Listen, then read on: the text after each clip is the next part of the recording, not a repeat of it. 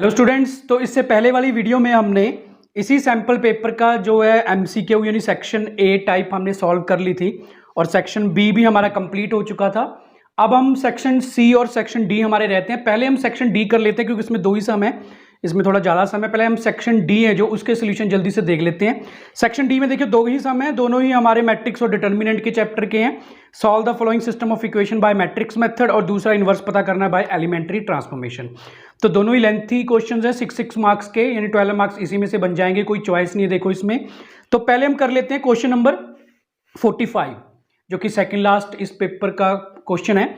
Solve the following system of linear equation by the matrix method. हमको एक equation दी गई है, इसको मैट्रिक्स मेथड से हमने सॉल्व करना है।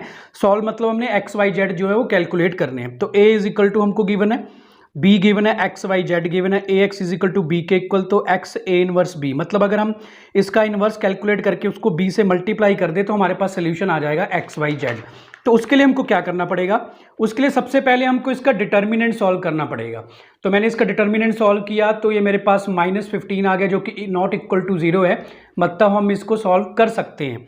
तो उसके बाद हमने कोफैक्टर बनाने होते हैं इसके। कोफैक्टर ऑफ A11 -1 के इक्वल आ चुका है। कोफैक्टर ऑफ A12, कोफैक्टर बनाने में थोड़ी ज़्यादा मिस्टेक की चांसेस होते हैं, इसलिए थोड़ा ध्यान से स्टूडेंट्स एग्जाम में भी आपने कोफैक्टर ध्यान से बना लेने हैं। A11 तो फर्स्ट पोजीशन के लिए हम A12 A13 A21 A22 A23 A31 A32 and A33 ऐसी 9 हमारे पास जो है कोफैक्टर बन जाएंगे। और एडजॉइंट ऑफ A हम जब इसका कैलकुलेट करेंगे तो वो होता है जो हमने अभी मतलब के कोफैक्टर बना के मैट्रिक्स बनाया उसका हम ट्रांसपोज कर देंगे। ये अब जानते हैं ट्रांसपोज होता है, तो उसको ट्रांसपोज करके हमारे पास एडजॉइंट ऑफ ए आ गया। अब ए इनवर्स का फॉर्मूला होता है एडजॉइंट ऑफ ए अपॉन ए का डिटर्मिनेंट। ए डिटर्मिनेंट हमने -15 लिया था, तो ए इनवर्स हमारे पास आ चुका है। इसके बाद का हमारा काम क्या है, इसको बी से मल्टीप्लाई करके हमारे पास सोल्यूशन आ जाएगा, क्योंकि X is equal to A inverse B के इक्वल होगा। तो इसको हमने जब मल्टीप्लाई किया तो हमारे पास ये बन जाता है -15 -30 15 और एक 15 आउटसाइड है, तो इसको कैंसिल करेंगे हम। 15 को अंदर मल्टीप्लाई में लेके जाएंगे तो हमारे पास 1 2 -1 बन जाएगा। इसका मतलब x हमारा 1 आ गया, y हमारे पास 2 and z is equal to -1। ये हमारा फाइनली आंसर हो जाता है क्वेश्चन नंबर 45 6 मार्क्स का।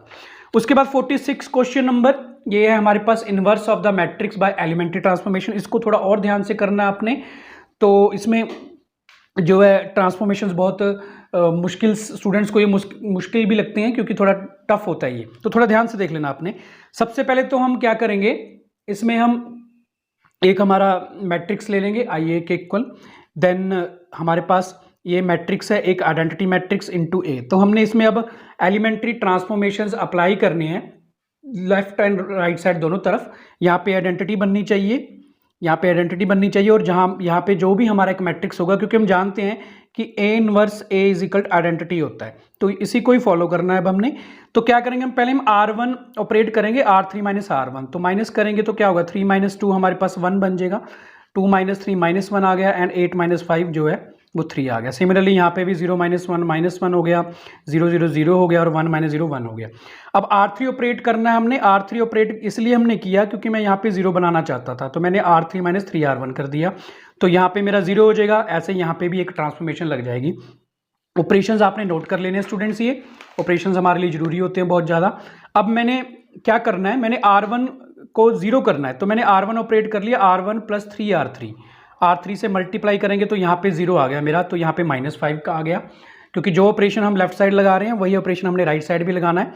R2 ऑपरेट किया हमने, R2 + 9R3, तो ये हमने क्यों किया, क्योंकि हमने R2 की जगह पे हम चाहते थे कि 0 बन जाए, तो यहाँ पे 9 0 हो गया, क्योंकि इसको 9 से मल्टीप्लाई करने पर 9 -9 0 हो गया, और सिमिलरली यहाँ पे हमारे पास 18 बन जाता है।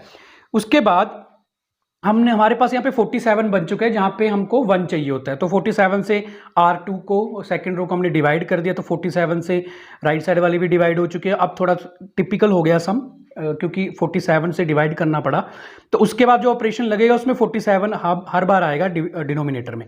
तो उसके बाद मैं चाहता था कि मैंने इस 14 को 0 करना है, तो मैंने -14 से R2 को मल्टीप्लाई करके R1 से उसको ऐड कर दिया, तो मेरे पास कुछ ऐसी सिचुएशन बन गई।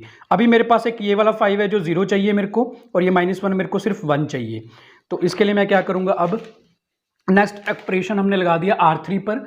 R3 पे हमने क्या किया, R3 - 5 R2 के इक्वल, तो ये किया हमने। तो यहाँ पे तो हमारा जो है 5 की जगह पे 0 बन गया, और ऐसा ही ऑपरेशन राइट साइड में भी बन जाता है। 47 में ही सारी वैल्यूज़ हमारी आ रही हैं फिलहाल। उसके बाद हमने एक लास्ट स्टेप किया, जो हमारा यहाँ पे नेगेटिव बच रहा था R3 में, इसको हमने -1 कर दिया, -1 से मल्टीप्लाई करवाया, तो ये हमारी आइडेंटिटी बन गई और सेम टाइम यहाँ पे भी कर दिया।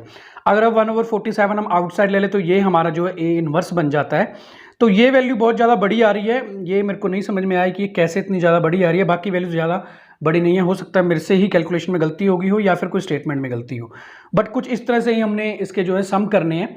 तो ये हमारा देखिए सेक्शन डी था स्टूडेंट्स। इसके बाद सेक्शन सी एक हमारा रह चुका है, वो भी मैं आज अपलोड कर दूंगा। आप मेरे चैनल के साथ बने रहिए, मेरे टेलीग्राम चैनल को भी ज्वाइन कर लीजिए, लिंक आपको डिस्क्रिप्शन में मिल जाएगा।